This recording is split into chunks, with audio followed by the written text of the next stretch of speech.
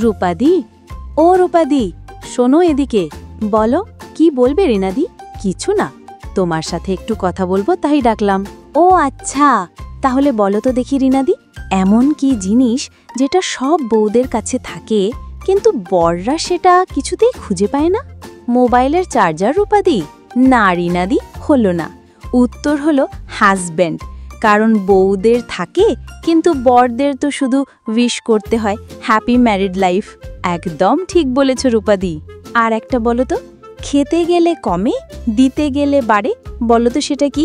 উফ, রান্নার তেল নাকি? আরে না গো, উত্তরটা হলো বয়স। ওকে, এবার তুমি বলো দেখি। সবার কাছে আছে তবু কারোর দেখা যায় না, কি সেটা? জামাইয়ের বেতন? ঠিক ধরেছ। জামাই বলে ৩ অঙ্কের স্যালারি, কিন্তু সেই টাকা কোনো দিন দেখি না। এবার বলো দেখি, সাদা গায়ে কালো চোখ, না খেলে হয় শোক, বলো তো কি এটা? হ্যান্ডসাম জামাই নাকি? উফ, না গো রূপাদি, উত্তরটা হলো ভাত। ভাত না খেলে তো আমরাও শোকে পড়ে যাই।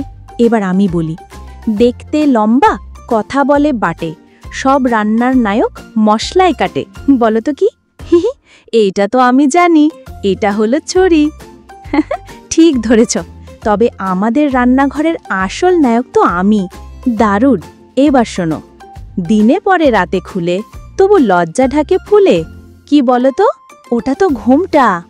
আমার শাশুড়ি এখনো বলে ঘোমটা না নিলে লজ্জা লাগে। এবার তুমি বলো তো, ছোট্ট একটা ঘর, আলো ছাড়া সবকিছু বর, কি বলো? ঘর। আলো নাই, বড় আছে। উফ, বুঝে গেছি, মন। মনের ঘরে আলো জ্বালাতে তো প্রেমই লাগে। কি ঠিক বললাম তো? হ্যাঁ হ্যাঁ, একদম ঠিক।